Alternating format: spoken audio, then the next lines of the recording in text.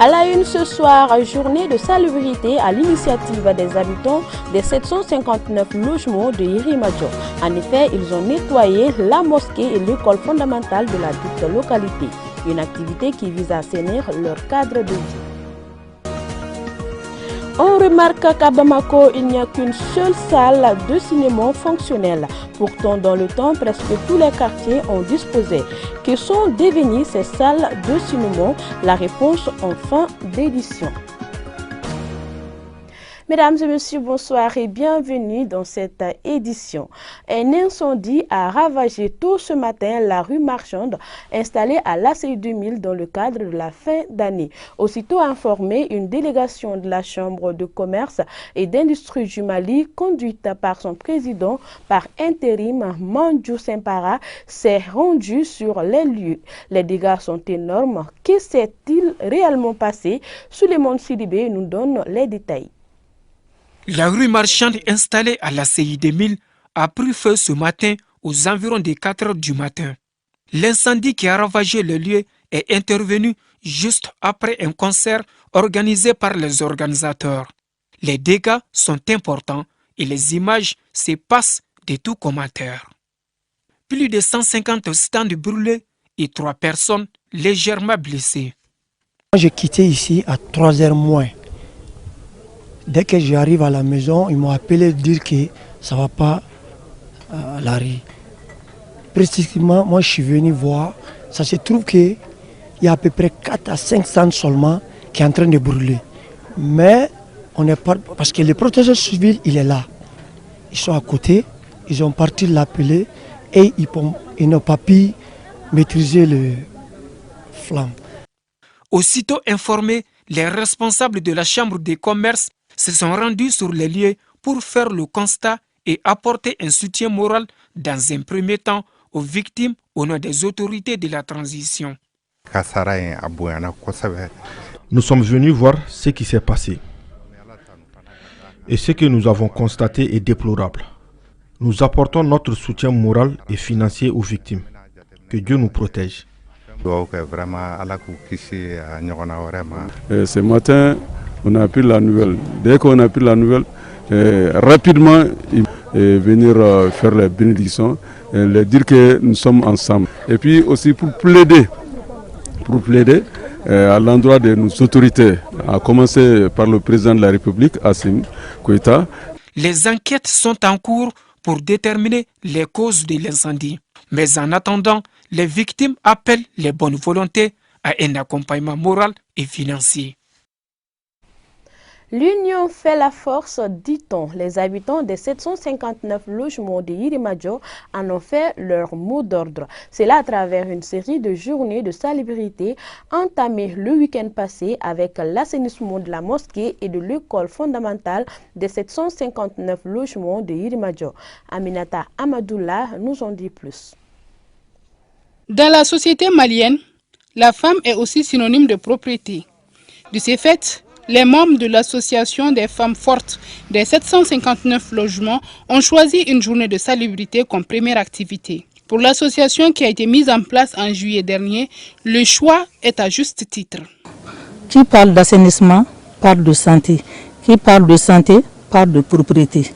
Donc les braves femmes ont eu le courage de venir assainir l'école. Nous avons commencé par la mosquée d'abord, l'école.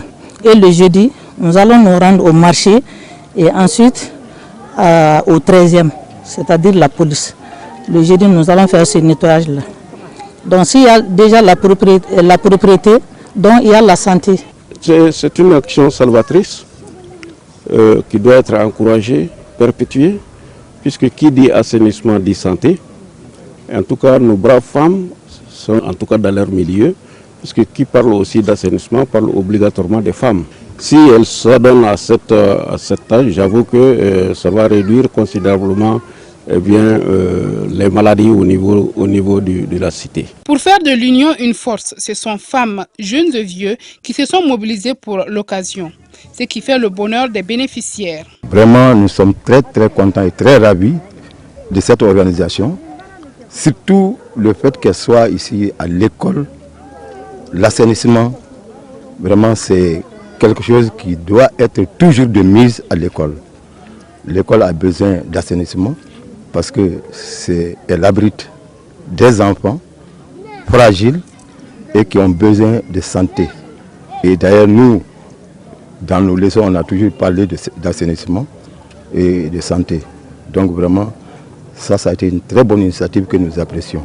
En initiant ces séries de journées de salubrité, les femmes fortes des 759 logements prouvent que l'assainissement doit être la priorité pour toutes les femmes. Parlons toujours assainissement dans le but d'assainir son cadre de vie. Le CNJ Commune 6, en partenariat avec la coordination des associations et l'association Eredanton, sont sortis massivement hier dimanche pour gratter la route secteur 1 afin de faciliter le passage aux véhicules. Kadijatou Kamisugo et Amadou Koni.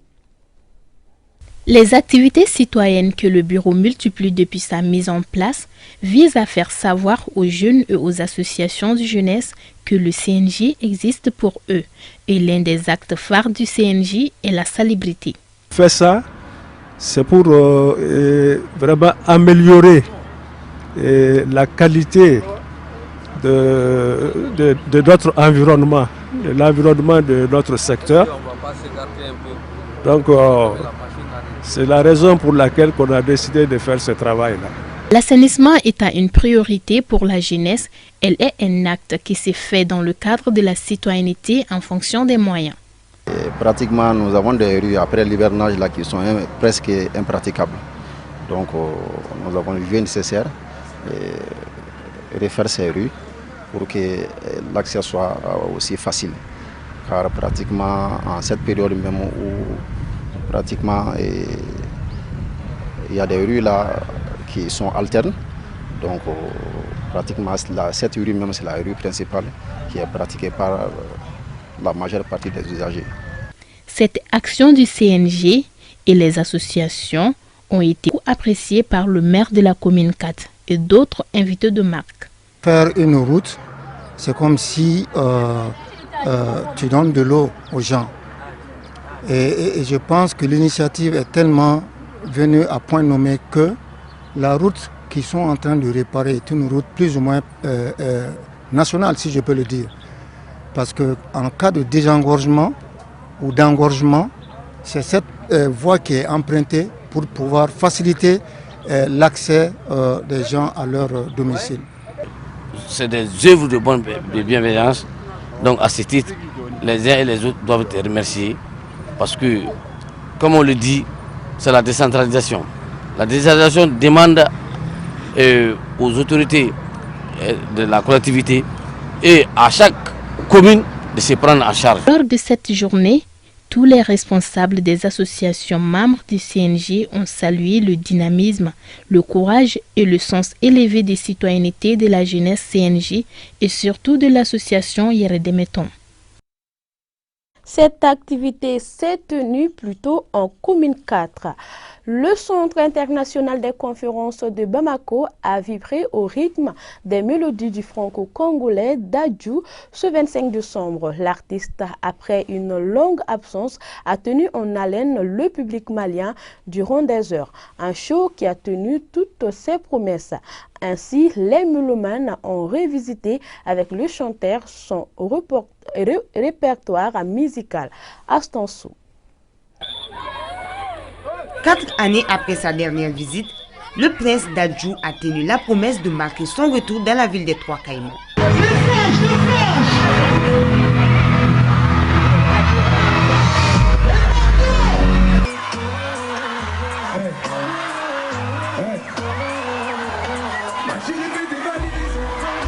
Face à un public exalté, il a revisité son répertoire musical au grand plaisir des mélomanes. De ses récents tubes à certains classiques et même des chansons qui ont marqué le début de sa carrière, tout a été passé au pain de fin. Un show qui se passe de tout commentaire.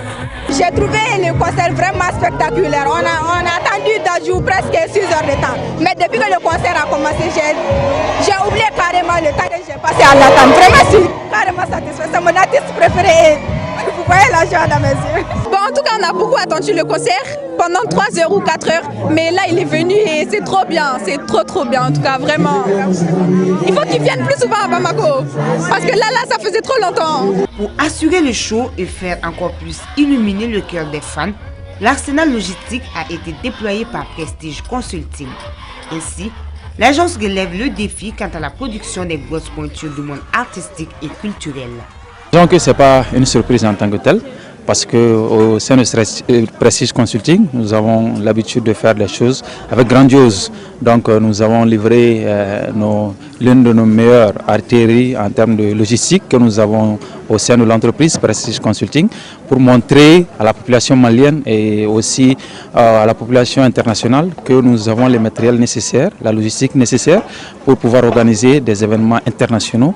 Au terme de sa prestation à laquelle le public malien a apporté sa touche, Dadju, alias le chouchou des nanas, se dit honoré d'un tel engouement pour sa personne. Franchement, je suis content. Comme j'ai dit, le public m'a beaucoup manqué depuis 2018. Je suis content de revenir et de voir qu'il y a toujours autant de monde, il y a toujours autant de ferveur. Donc, voilà. La dernière fois que je suis venu, ils connaissaient déjà toutes les chansons par cœur. J'avais beaucoup d'attentes envers le public malien et je ne suis pas déçu. Les mélomanes, bien qu'ayant chanté plusieurs heures durant, auraient souhaité continuer le concert jusqu'au petit matin, gage de leur amour pour le franco-congolais.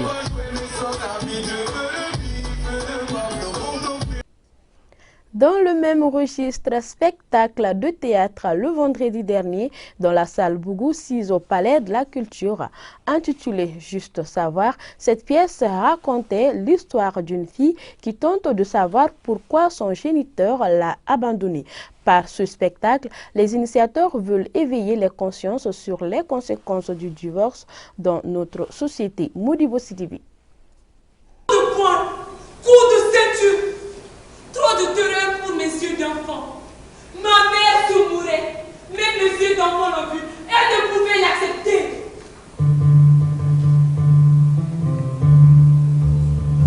Alerter, sensibiliser, voire même guérir les maux de la société par le théâtre, oui c'est possible. Du moins, c'est la pensée du metteur en scène de ce spectacle qui, à travers cette pièce merveilleusement jouée, a évoqué plusieurs thématiques, à savoir le divorce, la solitude et la mendicité.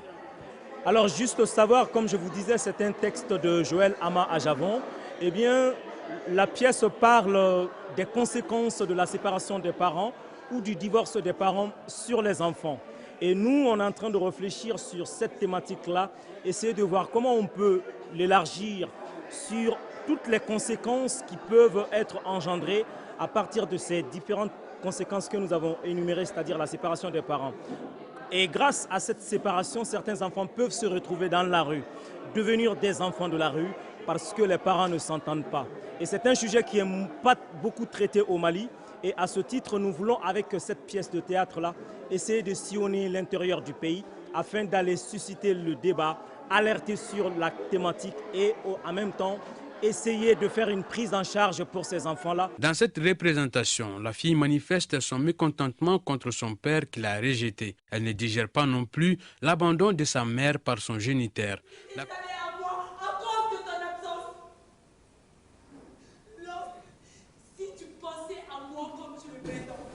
Où est-ce que tu étais? Où est-ce que tu étais? La prestation masterclass des deux artistes, en plus des thématiques abordées, n'a pas laissé indifférent les publics sortis nombreux pour l'occasion. Ça a été un spectacle très émouvant et surtout très éducatif qui fait passer beaucoup de messages. La thématique est un peu nuancée, il y a différentes thématiques, l'éducation, la violence basée sur le genre. J'ai bien aimé le jeu d'acteurs que les comédiens ont fait. C'était vraiment exceptionnel, j'en ai eu les larmes aux yeux. Je pense que c'est un bon spectacle. Ça a vraiment une partie qui éduque et qui montrerait aujourd'hui l'importance même de la relation entre les parents et aussi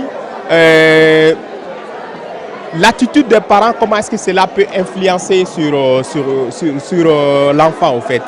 C'est un spectacle que j'ai beaucoup aimé et qui m'a vraiment touché. Les initiateurs de ce projet dénommé Juste Savoir appellent toutes les personnes de bonne volonté à soutenir ce projet afin d'offrir un avenir meilleur à beaucoup d'enfants.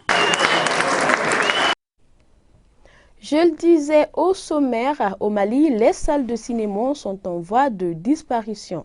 Avec le développement technologique, presque toutes les salles de cinéma sont fermées et l'engouement des populations pour ces lieux diminue de jour en jour. Que deviennent donc ces salles de cinéma? Élément de réponse avec notre reporter Aïssata Silla. Avant, les salles de cinéma faisaient partie des lieux de distraction les plus prisés par les Maliens, précisément les Bamakois. Mais de nos jours, la donne a changé depuis un certain temps avec l'avènement des nouvelles technologies, ce qui a abouti à presque la fermeture de toutes les salles de cinéma les plus fréquentées. Parmi celles-ci, Soudan Ciné, le Vox ou encore le cinéma de Badalabougou, la seule salle qui se maintient toujours à Bamako demeure celle du Ciné Magique ex-Babemba. Avant, nous-mêmes, on venait ici. C'est notre cinéma préféré même. On l'appelait le Soudan Ciné. Même actuellement, il y a les chaises dedans, il y a la salle de caméra derrière, et voilà l'autre porte qui est la porte secours. Bon, tout le monde venait ici. Avant, le Soudan projetait 3 films par jour. Bon, surtout les jours de fête, il projetait 3 fois même. À 15h, à 16h et à 19h aussi, il projetait. Et tout le monde venait. Les nouvelles technologies ont remplacé les cinémas. Beaucoup de jeunes ne les fréquentent plus comme avant. Je me souviens, depuis tout petit, dans mon école, on vendait les tickets de cinéma dans nos cours. À travers les affiches, ils nous montraient les programmes des films hindous et américains. C'est un endroit où les gens regardaient du cinéma, mais maintenant, après le cinéma, c'était une boîte de nuit. Mais maintenant, donc, c'est une église. C'est transformé en église. À l'époque, les gens quittaient leur village pour venir regarder le cinéma dans la grande ville pendant les périodes de fête. Le Centre national de la cinématographie du Mali compte faire du cinéma un pilier de développement économique au Mali. Cela passe par la promotion de l'industrie cinématographique et des nouvelles salles de cinéma sur le territoire. Et aujourd'hui, nous sommes dans une dynamique qui consiste à relancer le cinéma, mais en ouvrant ces salles de cinéma. Il faudrait peut-être relever, et c'est très important, que nous sommes passés dès les années 1960 d'une cinquantaine de salles à seulement 7 aujourd'hui. 7 dont dispose le Centre national de la cinématographie du Mali. Et toutes ces 7 salles sont malheureusement fermées, mais nous avons pris la mesure de leur impact et nous travaillons à faire en sorte que courant 2023, tout au plus en 2024, que ces salles soient rouvertes pour un nouveau départ, à la fois pour le cinéma, mais aussi pour ces localités dans lesquelles ces salles sont implantées. Les gens ont tendance à limiter le cinéma uniquement à tout ce que nous consommons sur les télévisions ou sur le digital, mais le cinéma est une chaîne et c'est d'abord avant tout les salles de cinéma qui font vivre le cinéma. Vous savez, dans la chaîne d'exploitation d'un film, le premier maillon, c'est d'abord la distribution en salle, qui va avec la présence sur les festivals pour les films d'auteur, les films artistiques et d'autres films de création. Au-delà de la chose cinématographique qu'une salle de cinéma peut, c'est aussi un cadre d'éducation que nous offrons aux jeunes. Les salles de cinéma étaient des espaces d'ouverture de culture et de rencontres pour de nombreuses personnes. Mais de nos jours, ces anciennes salles de cinéma restent quasi inexistantes. Cependant, de nombreux Maliens espèrent la réouverture de ces salles qui ont marqué leur enfance. Le point Covid de ce jour, 26 décembre 2022, sur 311 tests réalisés, on note 0 cas positifs, 0 guéris, 0 décès. 2 personnes sont sous traitement. Pour vous protéger et protéger les autres, suivez les mesures de prévention et faites-vous vacciner. C'est la fin de cette édition. Merci à vous de l'avoir suivi. À demain, plaise à Dieu.